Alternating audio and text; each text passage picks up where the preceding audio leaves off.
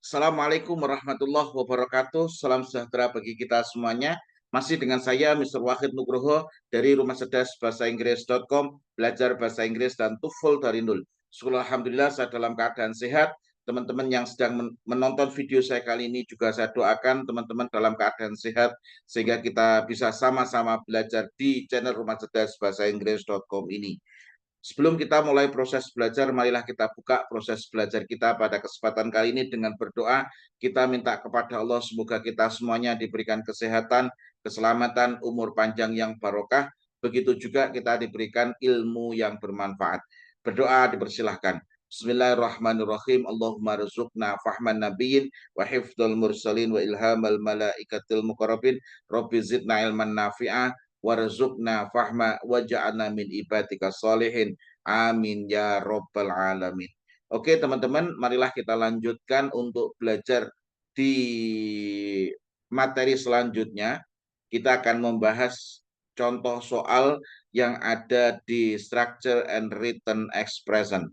Oke, teman-teman bisa menyediakan kertas untuk membuat coret-coretan sehingga waktu singkat yang kita buat ini bisa bermanfaat, meningkatkan kemampuan teman-teman untuk mengerjakan soal-soal yang ada dalam TOEFL ya. Oke, mari kita lanjutkan. Di pertemuan sebelumnya saya sudah membahas soal 1 sampai nomor 12.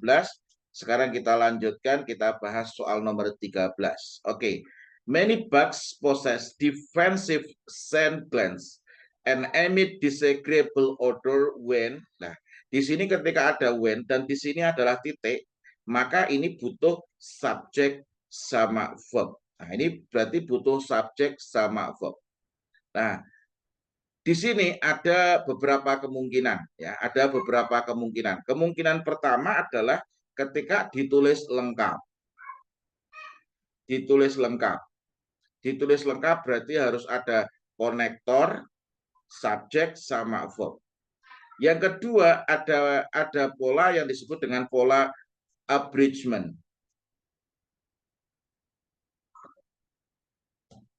Abridgment. Di mana pola abridgment di situ konektor masih ditulis, subjeknya sama to be-nya dibuang, verbnya langsung verb ing jika aktif, verb 3 jika pasif. Yang ketiga adalah pola reducing. Ini kedua, ini ketiga. Kalau ketiga ini adalah pola reducing. Kalau pola reducing, konektornya dibuang sekalian, subjek sama to be-nya dibuang sekalian. Dan katanya apa? Verbnya akan berubah menjadi verb ing jika aktif, verb 3 jika pasif. Nah ini, jadi kalau ada tiga kemungkinan, yang pertama adalah ditulis lengkap, ada konektor, subjek, sama verb. Yang kedua adalah proses abridgment. Abridgment itu konektornya masih ada, subjek sama to be-nya sudah dihapuskan, verbnya berubah menjadi verb ing jika aktif, verb 3 jika pasif. Yang ketiga adalah pola reducing. Yang dibuang kalau reducing tidak hanya subjek sama to be-nya, tapi juga konektornya dibuang. Tapi kalau di sini konektornya masih ada, berarti tidak mungkin pola reducing. Maka kemungkinan adalah pola ditulis lengkap atau pola abridgment. Nah, di sini sedikit kita harus mengerti artinya ya. Sedikit kita harus mengerti artinya. Many bugs, jadi banyak bugs itu serangga. Banyak serangga proses memiliki defensive scent glands. Defensive scent glands itu adalah kelenjar penciuman untuk perlindungan. Defense itu perlindungan. And emits. Emits itu apa? Memancarkan. Dan memancarkan disagreeable odor. Bau busuk untuk menunjukkan ketidaksetujuan atau perlindungan diri. Jadi seperti apa? Seperti ketika ada cecak itu melindungi diri dengan memutuskan ekor. Ular di situ ada bisa, kalajengking di situ ada racunnya. Itu adalah strategi perlindungan diri untuk Untuk apa? Untuk hewan-hewan tersebut. Kita pun juga. Kalau kita merasa ini tidak aman, kita bisa memukul atau menendang. Hewan pun juga sama. Dia punya alat untuk melindungi diri dari sesuatu yang ada di luar. Nah, di sini berarti di sini subjeknya kembalinya ke serangga kan, ke bugs ini kan, serangga. Nah, nah di sini ada kata ada disturbed, are disturbed, they are they disturbed. Nah, di sini. Lah perlu teman-teman ketahui bahwasanya di sini adalah berupa apa? Statement. Bukan question, bukan questionnya, bukan question. Ini bukan question. Kalau bukan question berarti jawaban D jelas salah. Nah, kalau jawaban are disturbed ini juga salah. Maka ada dua kemungkinan. Yang pertama adalah ditulis lengkap, subjek sama verbnya. Ini kan subjek sama verbnya. Ada kalanya prosesnya disebut dengan abridgment. Di mana abridgment itu konektornya masih ada, verbnya akan berubah menjadi verb ing jika aktif, dan verb 3 jika pasif. Nah ini. Nah di sini, karena subjeknya ini kembali ke bugs, serangga, berarti itu ini adalah bentuk kalimat pasif. Kenapa? Ketika serangga itu diganggu. Nah, ini kan berarti serangga itu diganggu. Nah, kan serangga itu diganggu. Nah, kalau jawaban yang C ini salah. Kenapa? Karena di sini they disturb. Mereka mengganggu. Nah, kalau mereka mengganggu berarti nggak perlu mengeluarkan senjata perlindungan diri. Nggak ada defensif ini.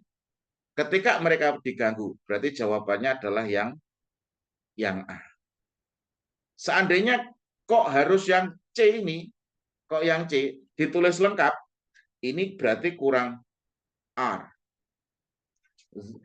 When they are disturbed. Nah ini ditulis lengkap when they are disturbed. Karena di sini melakukan teknik yang disebut dengan teknik abridgment, subjek sama to be-nya dibuang, berarti when disturbed. Ini D-nya dibuang, R-nya dibuang, langsung disturb-nya bentuk ketiga.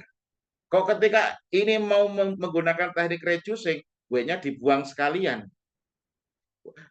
Odor disturbed gitu. Oke, paham ya? Itu saya jelaskan secara sempurna, secara lengkap. Kapan ketika ditulis lengkap? Kalau ditulis lengkap berarti bagaimana tadi? When they are disturbed. Ini harus verb 3. Ini kalau ditulis lengkap. Kalau ditulis teknik abridgment berarti when langsung verb 3, disturbed.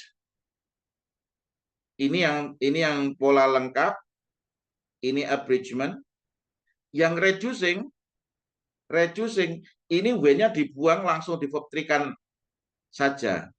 Disturbed. Nah, seperti itu. Oke, semoga bisa memahamkan Anda ya. Mudah sebenarnya kalau tahu ilmunya. Yuk, kita lanjutkan ya. Soal nomor 14. Oke.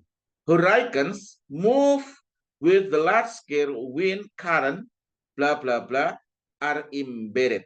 Nah, perlu teman-teman ketahui bahwasanya di sini hurricanes ini adalah subjeknya, move di sini adalah verbnya. Di sini sudah ada subjek, sudah ada verb. With the large scale with current. Nah, di sini ternyata ada verb lagi. Berarti ini adalah struktur kompleks sentence. Kalau kompleks sentence berarti di sini ini adalah induk kalimat. Nah, di akhir ini adalah anak kalimat. Nah, di mana kalau ada kompleks sentence, maka di situ harus ada konektor plus subjek plus verb. Oke, jawabannya yang mana? Oke, ini adalah jawabannya in which they are embedded. Kalau that, they, ini salah. Kenapa salah? Karena that ini dia sebagai konektor plus dia sebagai subjek. Muncul lagi they, salah jelas. Ini juga sama ini. Kasusnya sama. Kalau ini hurricane ini adalah benda, bisa pakai which, bisa pakai that, bisa pakai which. That itu bisa untuk orang, bisa untuk benda. Tapi kalau which di sini khusus untuk benda. Kemudian kalau in that they, in that itu tidak ada. In which they ini baru boleh. Nah, ini berarti apa? Ini berarti kalau ada in which ini disebut dengan nanti adjective clause. Untuk apa? Adjective clause untuk apa itu? Adjective clause untuk object of preposition. Jadi object of preposition ya, object of preposition. Oke, jadi ini berarti in which they ini berarti bukan subjek ini. Which-nya ini untuk object of preposition. Nah, they-nya baru subjek. Oke, semoga bisa memahamkan Anda ya. Kemudian soal yang nomor 15. Jadi ini tadi soalnya tentang apa? Adjective clause. Nah, kalau sekarang ini adverbial clause ini, tapi berupa conditional sentence. Conditional sentence. Jadi ini adjective clause berupa conditional sentence. Bla bla bla, the earth's ice to melt. Nah, di sini kalau ada komanya, berarti depan ini adalah anak kalimat. Kalau anak kalimat, ada kalanya ditulis lengkap, ada kalanya dilakukan teknik yang disebut teknik inversi nanti kalau di sini.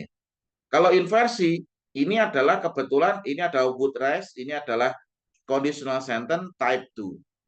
Type 2. Nah, type 2 itu polanya ada kalanya were, subject, to, verb 1. Nah, di sini sudah ada to verb 1, to verb 1, ya toh ini. Nah, ini sudah ada subjeknya. Ini sudah ada subjeknya. Berarti kurang were. Kurang were di depan. Nah, berarti yang mana jawabannya? Jawabannya yang benar adalah yang B. Oke, sekian untuk pembahasan soal nomor 13 sampai soal nomor 15. Semoga bermanfaat. Nah, jadi kalau teman-teman masih bingung, teman-teman bisa belajar dari buku saya, dari buku konsep belajar mana ini? Nah ini konsep teman-teman bisa belajar dari buku saya ini. Konsep belajar TOEFL dari nol ini ada metode kuantum cerdas. Buku ini menggunakan metode kuantum cerdas yang disertai lebih dari 200 video berdasarkan riset lebih nasional bestseller. Ini sudah cetakan ke-6. Semoga buku ini tidak hanya buku teman-teman ya, buku ini juga disertai dengan video pembelajaran yang akan membantu Anda secara bertahap, step by step untuk menguasai TOEFL dari nol. Sekian, semoga bermanfaat, terus belajar tingkatkan kemampuan. Saya doakan teman-teman semakin sukses di studi maupun di karir. Sekian, Assalamualaikum warahmatullahi wabarakatuh.